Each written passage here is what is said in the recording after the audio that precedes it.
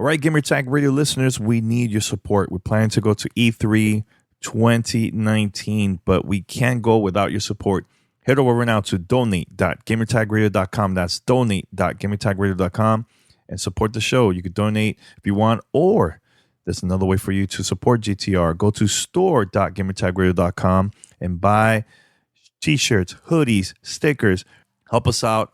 Please spread the word. Enjoy the show. Ladies and gentlemen, podcasting since 2005. You're listening to Gamertag Radio with your hosts, podcaster Hall of Famer Danny Pena, the always opinionated Paris Lilly, and from outside of the norm, Peter Toledo. This is Gamertag Radio.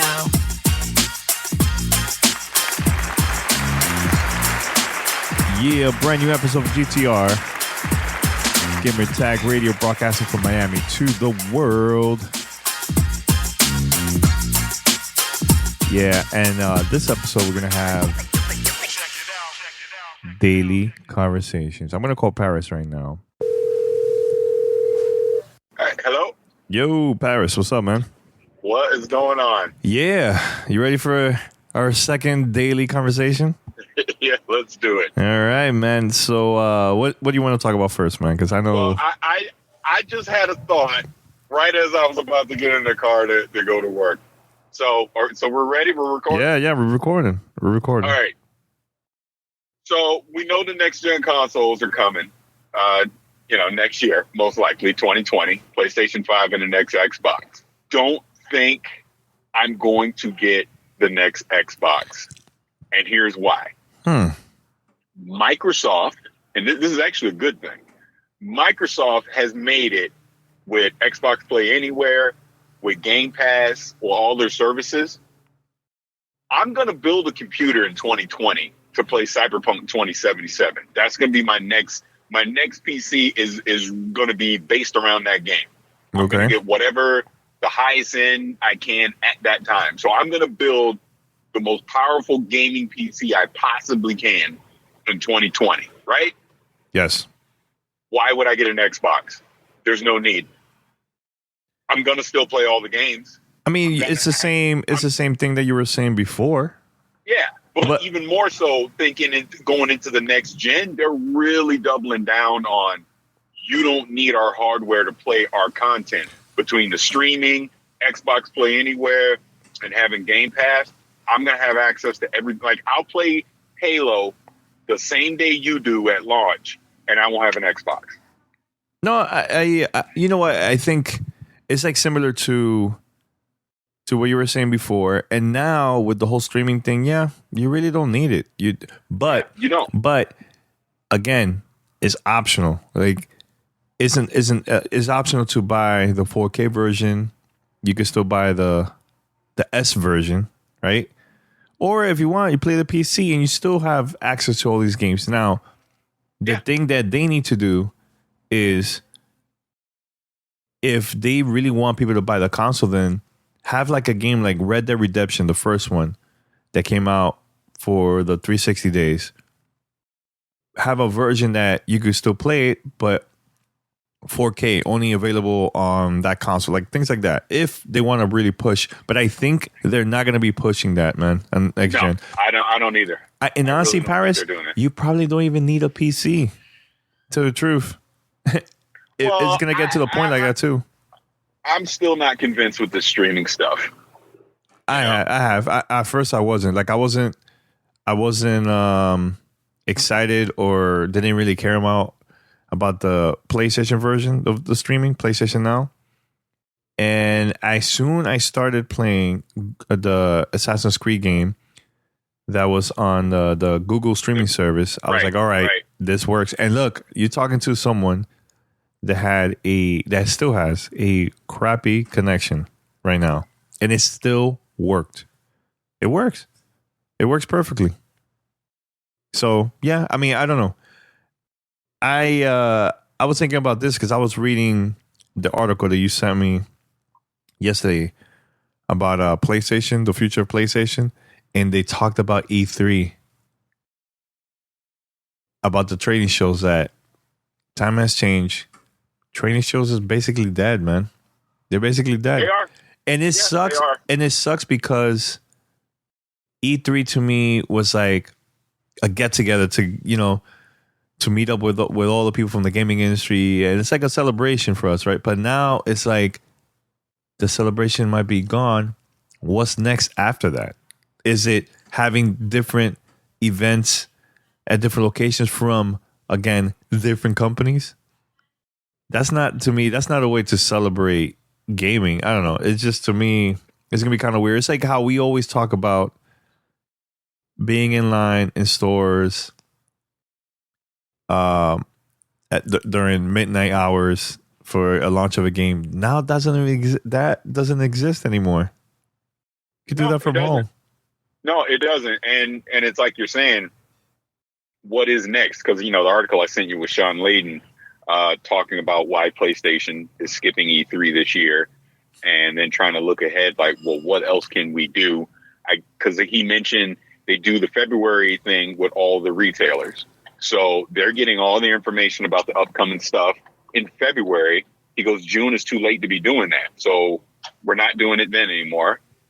The way E3 is structured right now has become irrelevant because of social media and just streaming and just the ability to get your message out to the masses without needing the media to do it for you, right? Yeah. So what's next? Like he said, they're not giving up on, we want to do something fan-centric, but I think, and I heard this as a rumor, but supposedly there's a chance you could see Sony, Microsoft, and some of the big publishers come together and create something. Maybe they do it with the ESA, but they all come together to create like a fan-centric event. But it's not it's not for the media anymore. It's for the fans. It's for the people that love games, which I think is the right approach. But from our standpoint, like you said, I love E3. Like, I originally went to E3. I wasn't a part of doing podcasts and nothing. I was just going because I was a fan of games and I love that stuff.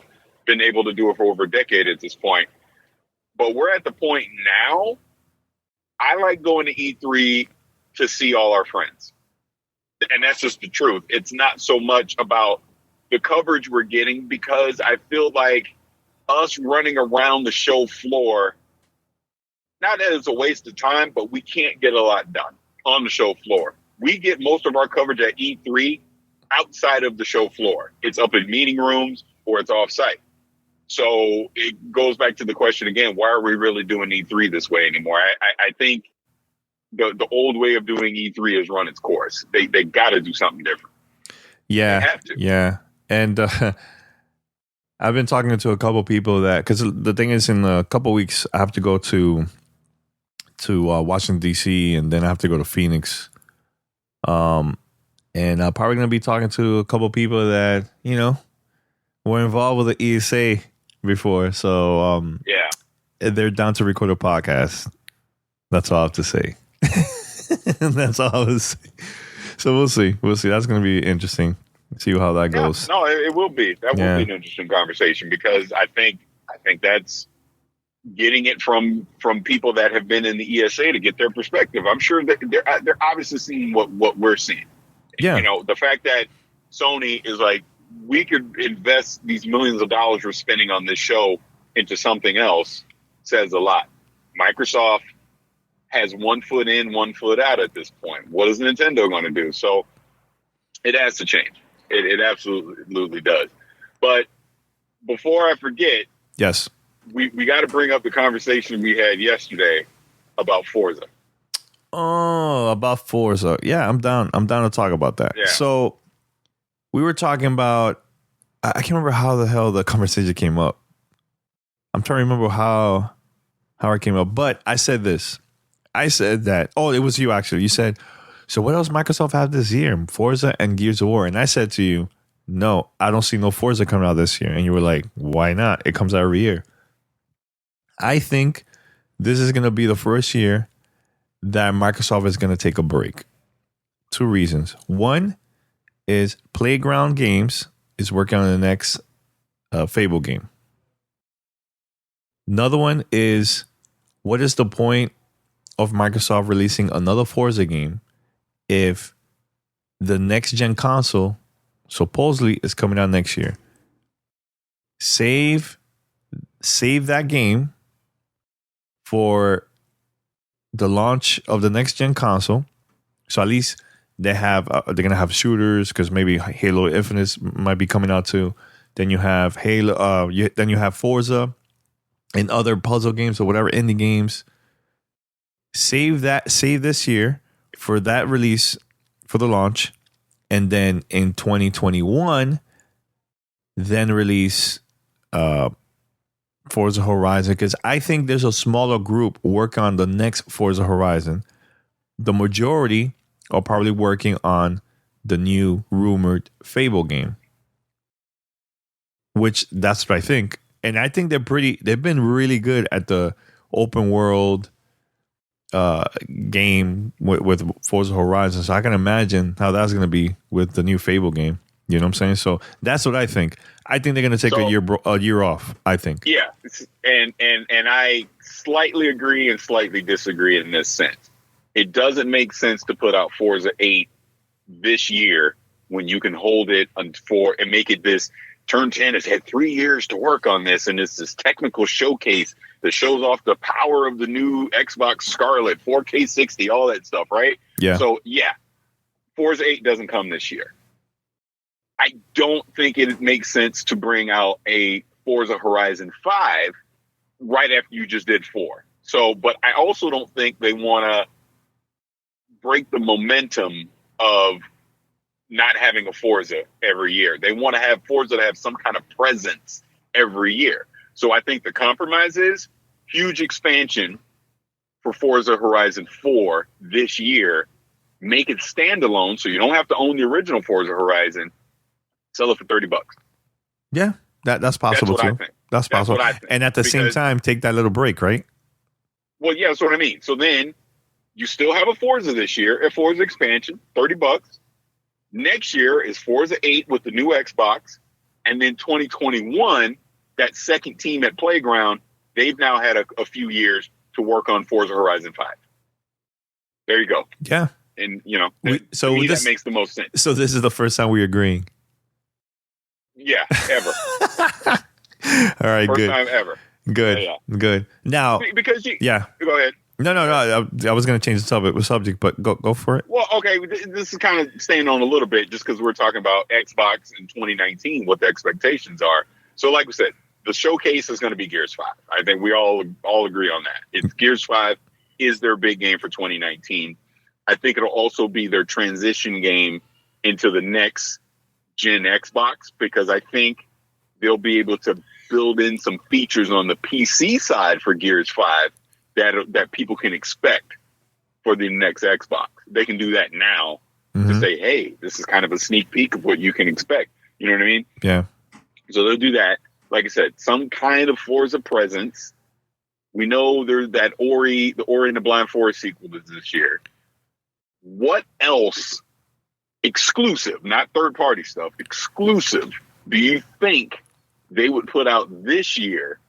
Or is it just, that's it, and we're just holding off everything else until 2020? I think they should just release everything in 2020, man. I agree. Because honestly, I'll be very disappointed. Now, I don't want the way how they Microsoft did it during the original Xbox days, dude. Disappeared. Okay, Xbox 360, and that's it. Do you remember that? Oh no, I remember very much. They were like, definitely. We're moving on. We're going to the next gen. Okay, bye, and they left. They're like, enjoy Halo 2, because that's all you're getting. Exactly. So, I think is that they are going to continue with promoting Game Pass after Gears, and then start talking about the next gen console. Now, the question is, when is the right time for them to now announce it? I still think it's this year E3.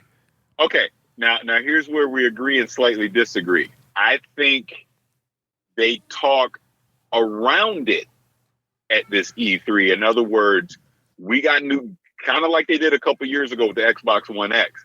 They're going to talk about the teraflops and all that stuff. And they'll have some developers tout the power of it, but they're not going to give it a name. They're not going to attach a game to it, and they're not going to obviously put a price on it.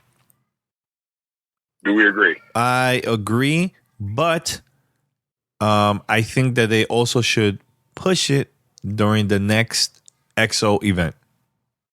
Continue the vibe, have the fans there, Well, get them excited. Fine. Show maybe software, not hardware, but announce games. Not a lot, maybe one or two. It could be first party. I think they should show more first party than third party at the event. But yeah. Yeah, and that brings up the thing, the next part of this. Okay. When do you openly start talking about Halo Infinite? When do they start having that conversation? I mean, they did already last year. No, that's a teaser. I'm not talking about some little teaser trailer. I'm talking openly start talking about it. Here's the story. Here's the world. Here's what we're planning to do. I think if this is the last E3 for a lot of companies, let's just make believe that it could be the last E3 for Microsoft. Then show it there. Go with a bang. I think Microsoft should definitely take advantage because the big dogs, Sony, Entertainment System, PlayStation, Sony, they're not going to be there. So go all out. Show something. Show me a Halo game. Like, remember when we got to see the first campaign for Halo 2 back at E3, back in the days? In the early days that it went viral, the video that got leaked? Somebody recorded the whole thing? Hey, no. I was there. Remember? Yeah, I know you were there. I went to that thing like 4 times. That was the greatest thing ever. That's what they need. That's what they need to show. Something like that everybody gets excited. Not just, here's a teaser trailer and that's it. I think you already done the teaser right now for last year. Now show us something. Don't reveal everything. Don't reveal a couple things. Then start the buzz from there. Do we agree or disagree? Well, I think that would be fine for them. Again, this is them talking around the next gen Xbox. I think you start touting some of the technical specs of what they're trying to do with Halo Infinite, like the new engine. I forget the name of it now because that Halo has a new engine and they gave it a name. I forget what it's called off the top of my head. But start talking about that engine. Start talking about you do like a quote unquote VIDOC with developers from 343. Here's why we've taken so long with Halo. Here's what we're doing. We built it from the ground up. Blah blah blah blah blah. Do that whole thing. Right? Oh yeah, I'm going to say something. Go ahead. And then by the time you get to XO19, start talking a little bit about the story. Yeah. Start talking a little bit about have a multiplayer beta potentially. You know, I don't know. Just, you know what I'm saying? So I'm just trying to think. I tell you this. Outside of the box things they can start doing. A VDoc, like you said, right? Yeah. Remember when we were at the Microsoft press conference at E3 and they talked about Scorpio and you see a lot of developers talking. Yeah. Something like that. Just big time. Like it's like announcements, but teasers at the video and just switch the camera to other developers. We've done this. We've done that. We've done this. We've done that. You don't even have to talk about the story. Just say that. People are like, it has what? Like, yo, you will go crazy. Drop bombs left and right with things that they added new into the game. Maybe tease a little bit about the story. Like this time it's gonna be focused on Master Chief and Cortana, like that. Just leave it like that. Continue. You know what I'm trying to say? I think it will hype the crowd up big time. And here's the other part you do. You just said XO19. You get some of the biggest competitive Halo players, you know, because they do the Halo World Championships. You get some of the best teams in the world, some representative from that at that event, and you have them playing an early version of the multiplayer. You get them in their own little VIDOC talking about their experiences over the past year. We've been working closely with 343 to try and shape the next generation of multiplayer for Halo and blah blah blah blah blah. You do that too. That's what you do. Yeah, agreed. Then you're getting the people that's there for the story excited, and then you're also going to get the people that's excited about the multiplayer. That's the bread and butter Halo. You get them excited too. that, they're taking this 100% serious. Because to me, that's the big message they got to get across with Halo, man. We admit it. We screwed up with Halo 5. And we're not taking any chances. We're taking this seriously. We're going to do Infinite the right way. And that's why it's taken so long for us to do the sequel. That's the message they got to put out with the early marketing is we're listening to community feedback. We've started over from scratch. Here's what we're doing with the story. Here's what we're doing with the multiplayer. Here's the new engine that we're building this world on, blah, blah, blah, blah, blah. All that. That's what they got to do. Now, my question to you, Paris, because I know we start off about the next gen console for Xbox. What will be... Okay, what would you like to see? Something that's going to change your mind and make you decide, like, you know what? I'm going to buy the console. And I also will continue playing with my PC. I don't think I can honestly answer that question for the simple fact I don't think there's anything they could do to convince me because I have an Xbox One X and I can count on one hand the number of times I've actually sat and played a game on it. Mm-hmm. And that's just the truth because I play on my PC. Any Xbox game I play, I'd play it on the PC. And we played together too. We've done that. Yeah. I mean, my son plays on the Xbox One X. That would probably be the only way I have one in the house so that we can play stuff together because he'd be on the Xbox and I would be on the PC. Okay. That's a good reason. I mean, because think about it. Again, all their first party games are going to be on PC. All of them.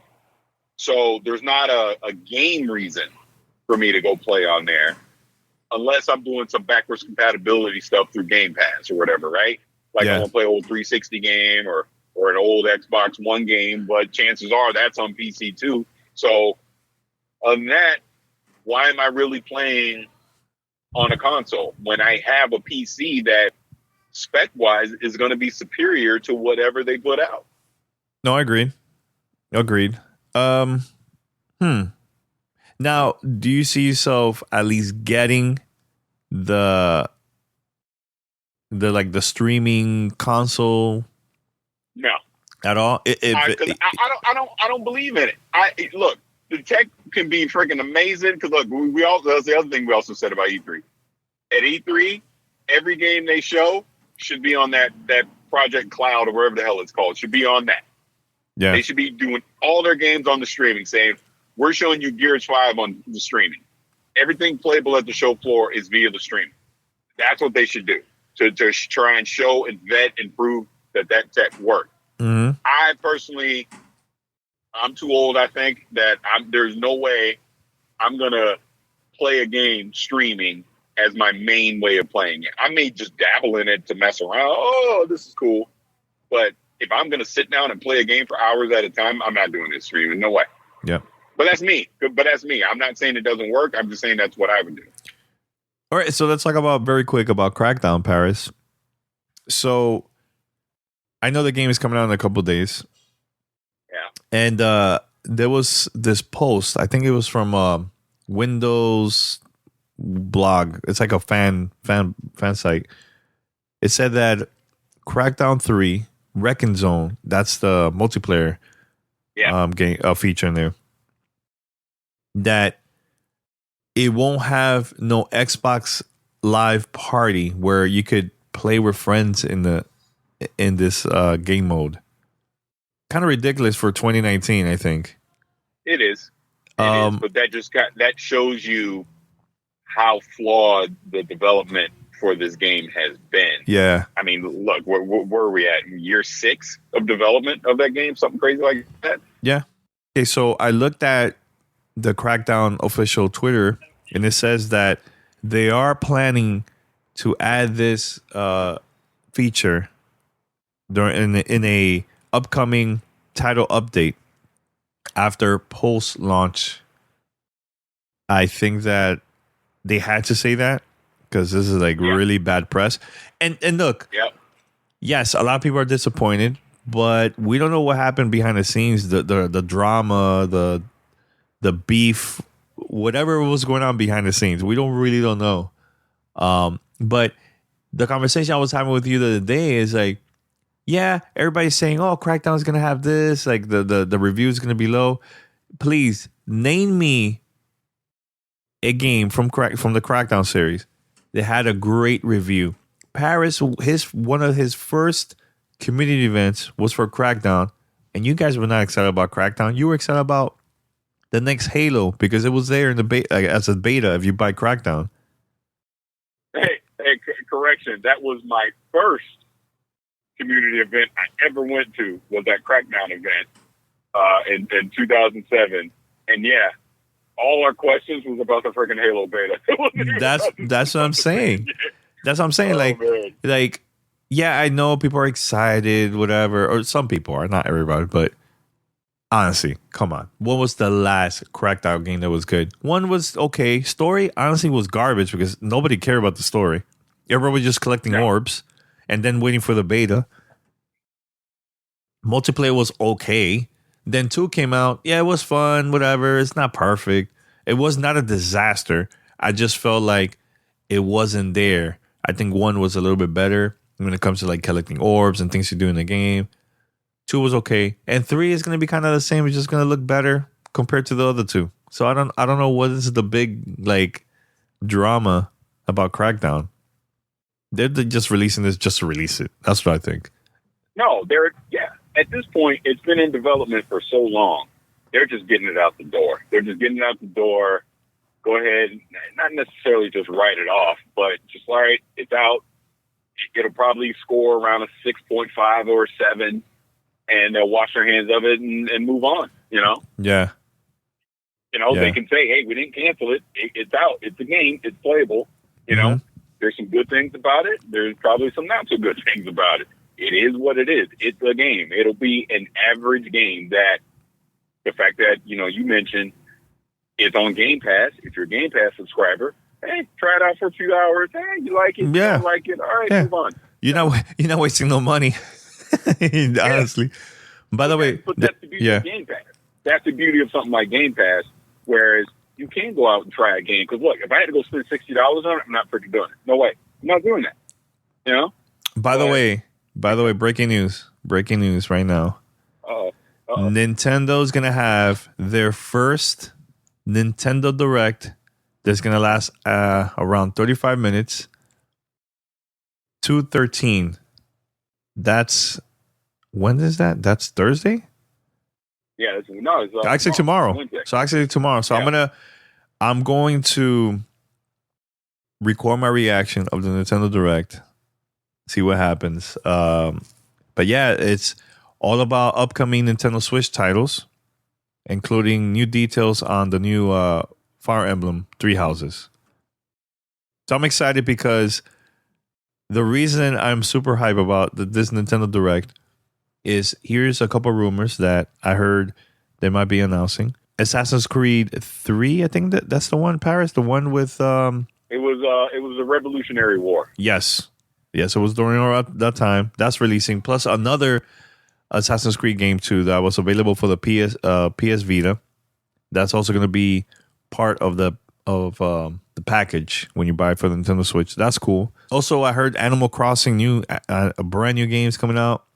And who knows what other super last minute details will come out too. But I hope they finally announce too, maybe some Super Nintendo, Nintendo 64 games. I don't know. We'll see. I think that would be cool. Just want to say that very quick for those that are excited for the new Nintendo Direct. So yeah, it was announced a few minutes ago from Nintendo of America on Twitter. That's cool. And again, it shows that Nintendo. I really feel like Nintendo in this Switch era has done it the right way. People. I love the hardware. Which, if you remember, I was so against it when it first came. I was like, man, this ain't gonna work. What are they doing? I don't know about this. And I was wrong. I'm happy to be wrong. Mm-hmm.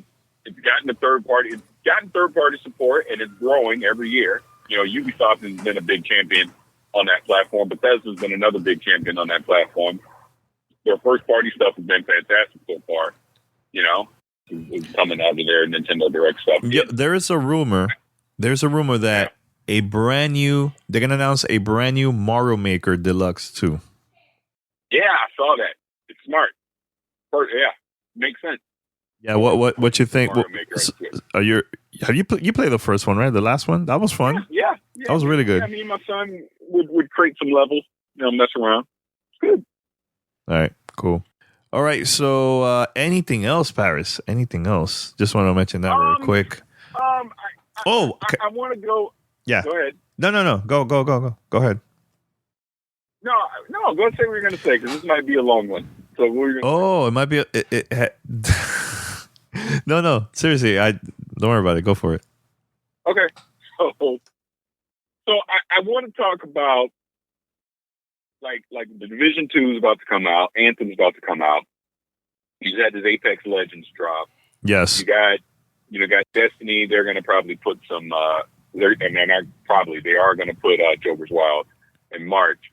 And it's interesting with the new looter shooter space, and we've obviously had these two demos that have come out, two demos/betas for Anthem and Division 2 that have gotten mixed results on both for various reasons. I think we're in an interesting space right now because, like, let's start with the Division 2. So, a couple of the top content creators for the Division, in that community, didn't like the beta for various reasons, right? And they've been very critical of the beta. And we've seen reaction from the community where they're kind of not turning on them, but they're basically like, you don't even like this game anymore. You've been playing it for too long. You burnt out, blah, blah, blah. And then the content creator in turn has kind of semi-mocked the community back about being burnt out, but has given some valid reasons on why he's not happy with the game. And I just boil it down to they're not making the game that you want. They're making a game that they're trying to appeal to both the casual and the hardcore audience. I think this has been a big problem with Destiny 2, where Bungie tried to do that early on, and they've scrambled to try and fix it. I think Anthem is going to suffer from that as well. But it brings up the overall question. And I even remember asking Julian Garrity about this and Terry Spear when we got to interview those guys about this. How are you balancing getting the casual audience in to play the games, but then keeping your hardcore audience happy at the same time? And I tend to consider myself part of the hardcore audience, when, especially for Destiny, but even what I think will come with the Division 2 as well. Are they going to have enough there to keep someone like me, you, Pete, to keep us happy playing that game? And then on the flip side of that, I also think what we're going to start to see with people that have been playing the Division 2 or the Division for the past 3 years, people have been playing Destiny for the past 4 years.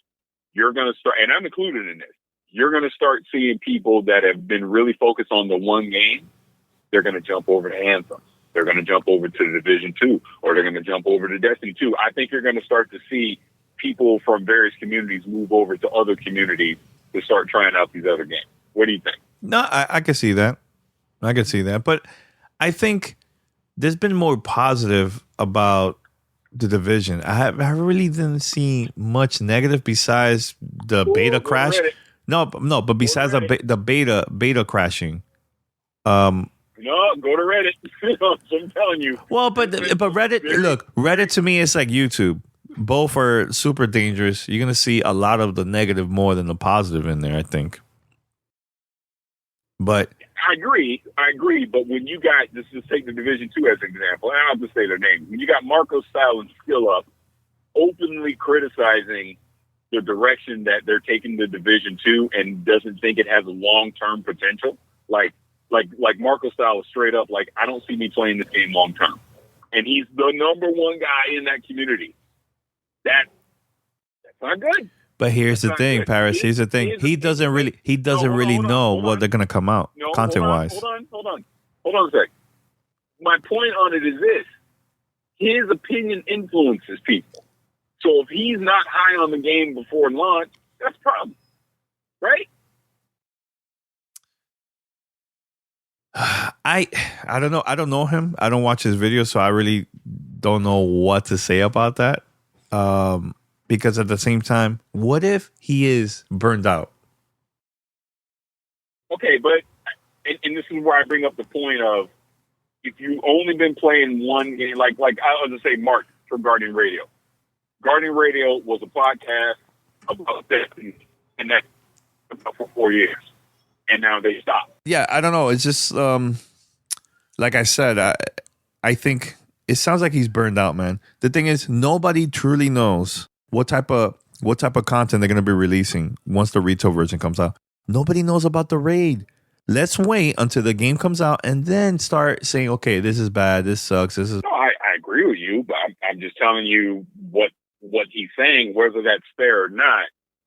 You know, and I do think that does play into, if you've been playing a game, this has been your main game and the only thing you've pretty much been playing for the past 3 years, whether you want to admit it or not, there has to be some burnout, especially if when you finally get to play the sequel, it's not what you expected it to be.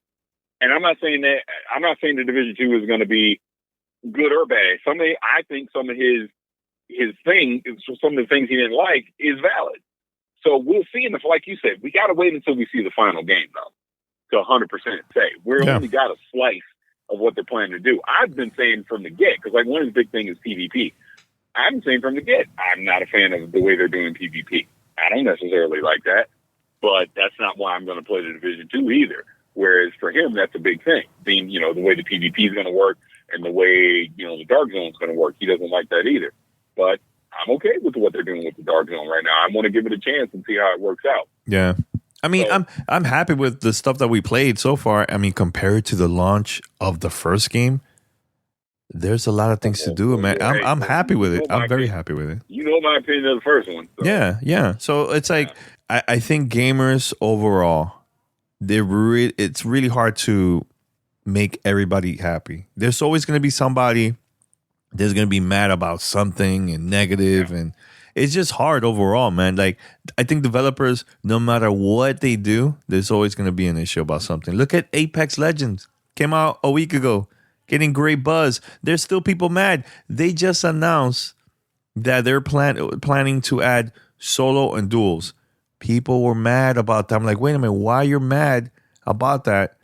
Because they need to start adding modes. If you just keep it the same, it's not going to survive. Yeah. It's not going to survive. They have to. Respawn has to add game modes in there to keep it fresh, entertaining. People could come. There's content.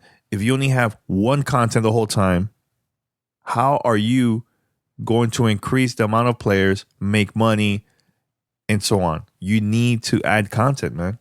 And that's why I love the Division, because the amount of content in there. And they know, when we spoke with Massive and Red Storm, they know that there's going to be a hardcore audience that's what they're only going to play Raid and the really difficult levels, missions. And there's some, casual. Let's play, normal, once in a while, play together, play maybe solo, and that's it.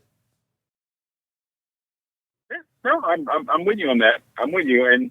But it's just funny, like you bring up the Apex Legends thing. I had tweeted yesterday, I think I'm the only person on the planet that hasn't played it yet, because, it's like 25 million people now or whatever. Yeah. And I'm actually shocked at the response. A ton of people were responding to me, saying, you're not alone, but then they just start ripping the game and BR and all that. And I'm thinking, okay, I was putting it out just being half funny, because, I'm going to play it. But like you're saying, people are legitimately mad at the game for what it is. And I'm thinking, why? But they haven't even played it. They haven't played it. Yeah. It's a free game. And I think ever since the release of player-known Battlegrounds, PUBG, Fortnite, people just got tired of the whole Battle Royale stuff. So no matter what game comes out with Battle Royale, I think they'll get mad. They'll get mad. They'll be like, screw that. I don't want to play that. It's Battle Royale. But you haven't had a chance to play this game. This game is fantastic. I'm having a blast, man. A blast. Like, once I was done with the Division 2 beta, this all I was playing. Yeah. And that's what a lot of people are doing. And that's great. Like I said, I haven't played it because, I've been trying to play Metro Exodus for review. And because, obviously the Division 2 beta, I'm like, I'll get to Apex later, because it's not going anywhere. It'll be there. But like you even just mentioned that they're going to bring duos, because like my son has been playing with like randoms and stuff. But like they do duos. Oh, dude, we'll be on that all day. Me and him, Yeah, definitely. I love that stuff. So that'll be great. Trust me, I'm excited that they did this. We talked about it on the podcast.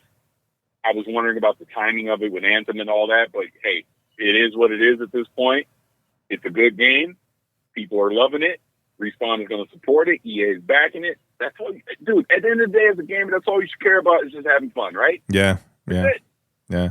If you're having fun, you're having fun. Speaking about that, Paris. I don't know if you. Is there anything else before I bring this up?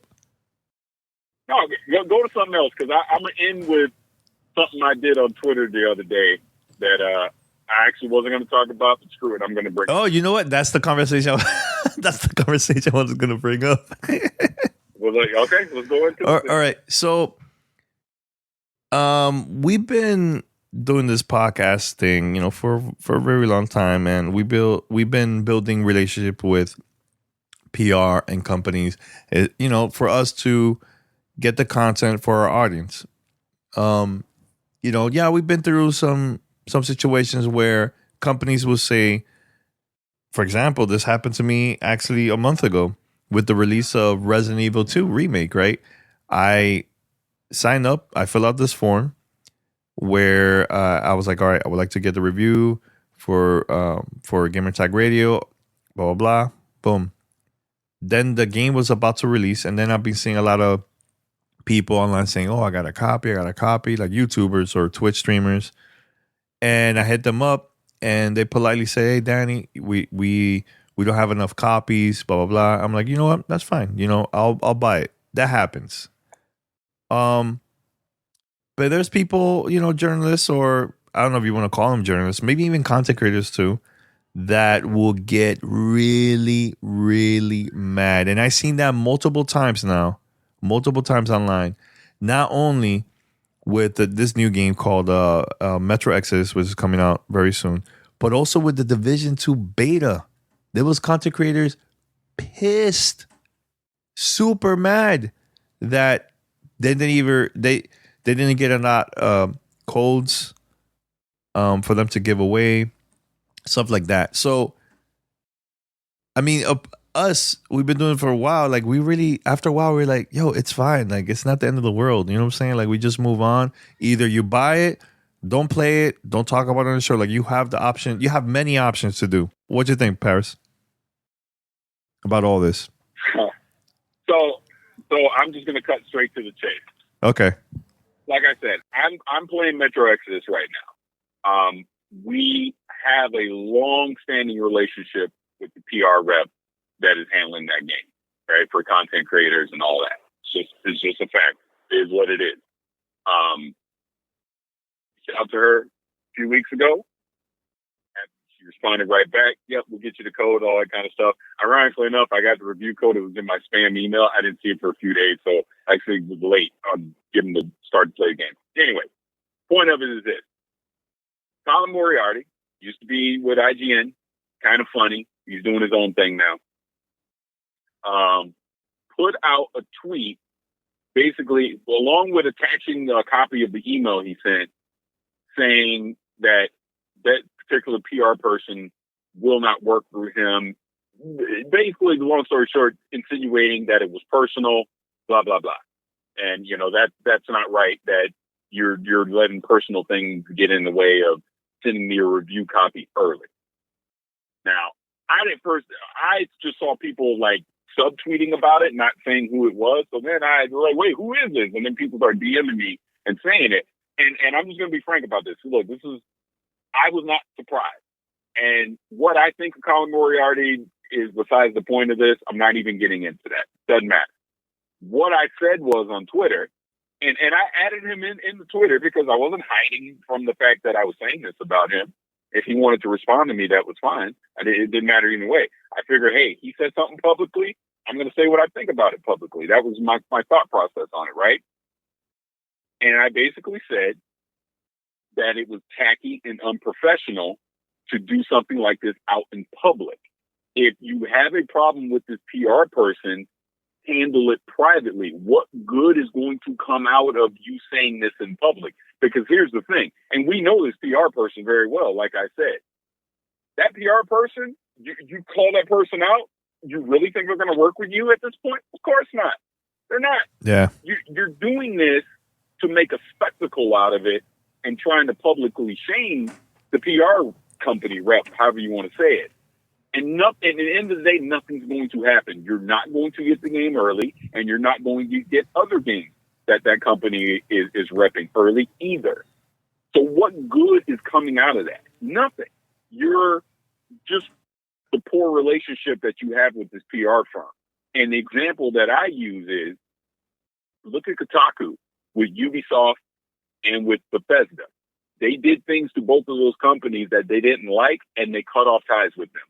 Kotaku publicly called this stuff out, wrote articles about it, all that. Guess what? Here we are years later. They still don't have a relationship with Ubisoft and Bethesda. Yeah. It doesn't change anything. Yep. If you want to fix relationships, you do it behind closed doors. You don't do it out in public, because all you're going to do is any bad feelings, any perceptions that are happening, you're just further enhancing those, and you're not going to you're not going to fix it. It's not going to change anything. You know what I'm saying? So I bring that up because Colin did respond to me, and he said he respected my opinion, and he gave his reasons as to why he did it.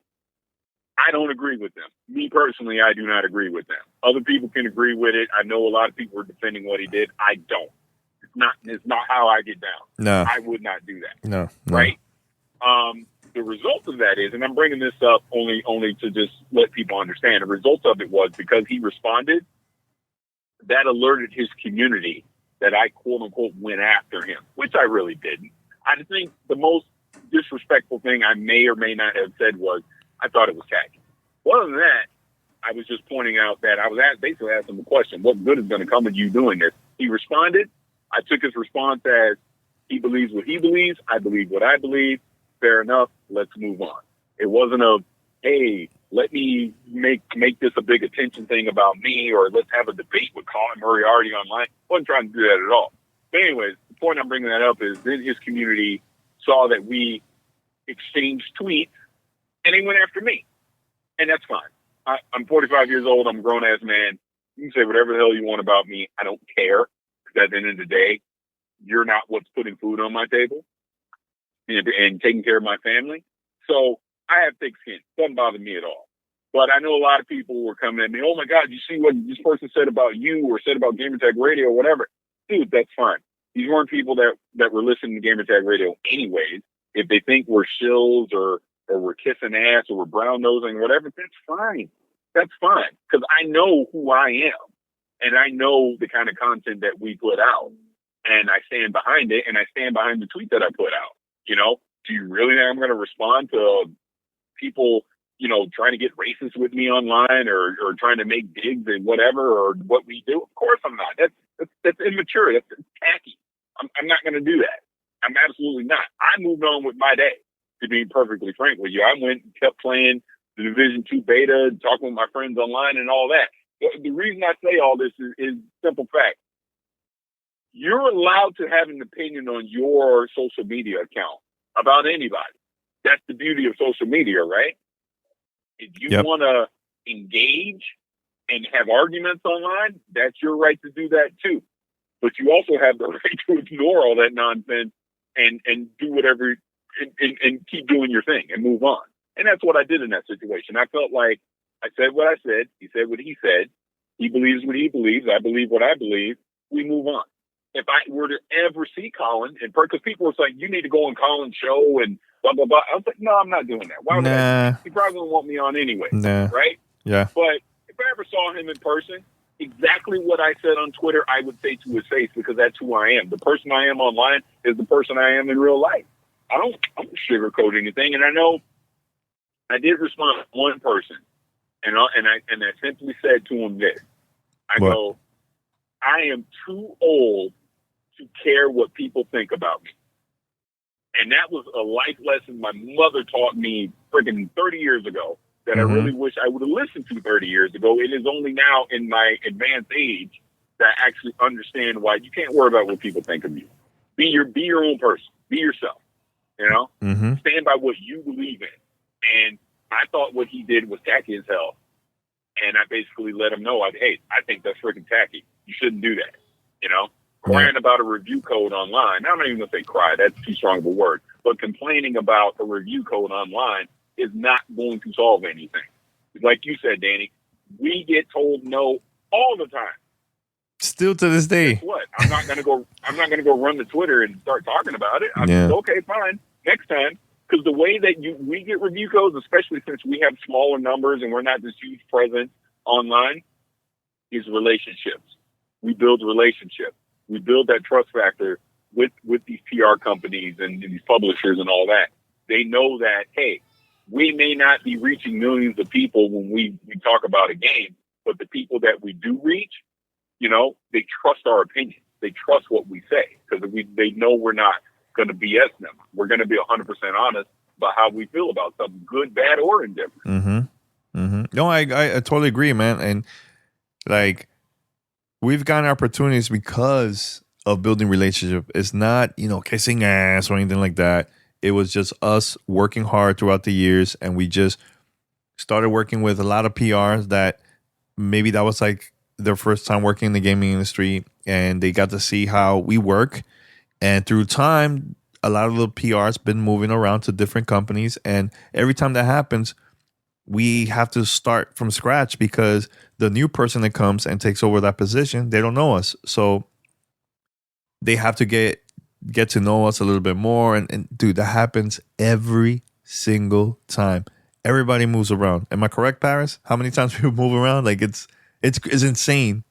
It's insane. Yeah, it is. But we don't go online and complain and all this stuff. Hello, still to this day, we might even have issues on getting either badges for media for E3 for the media event at E3 or something like that.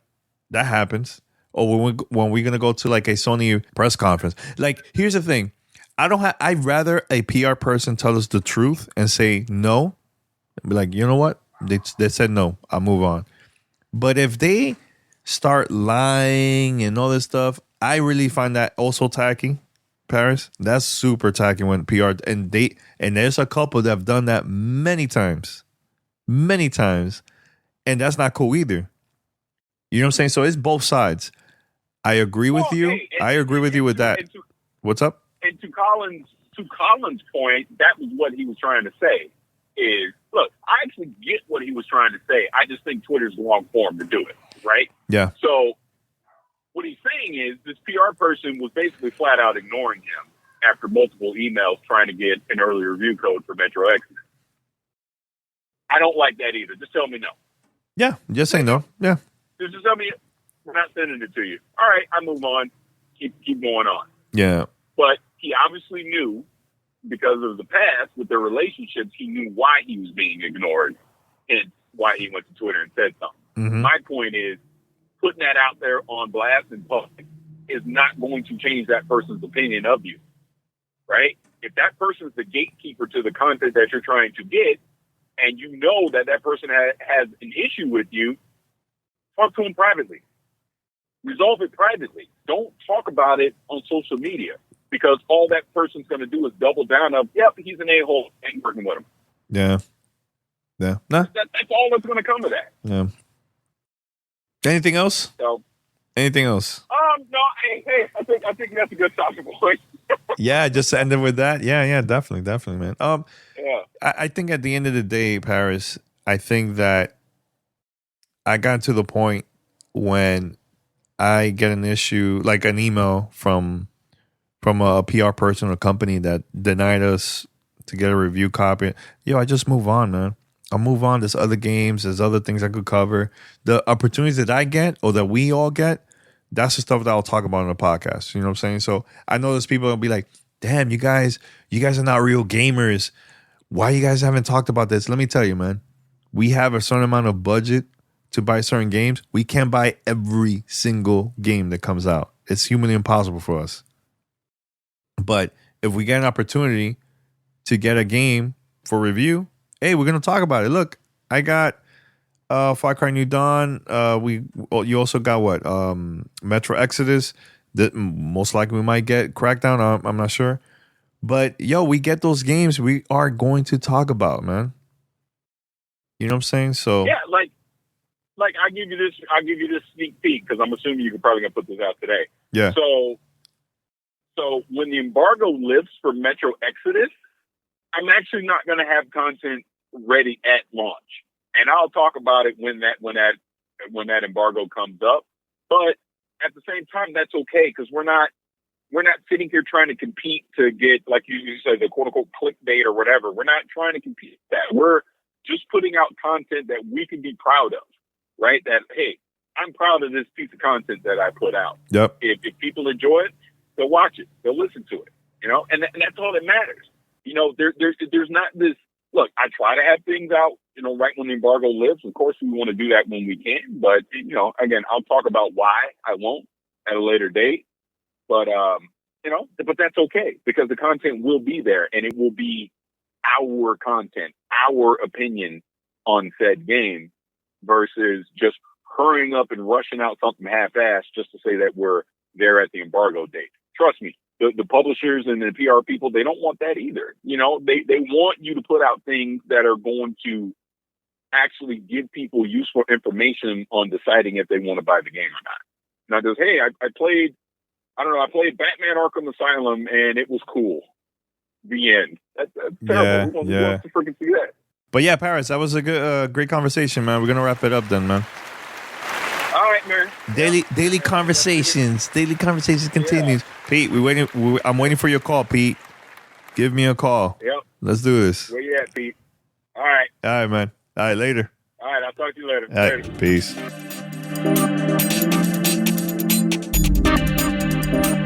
Thanks for listening to Gamertag Radio. Be sure to like us on Facebook and follow us on Twitter.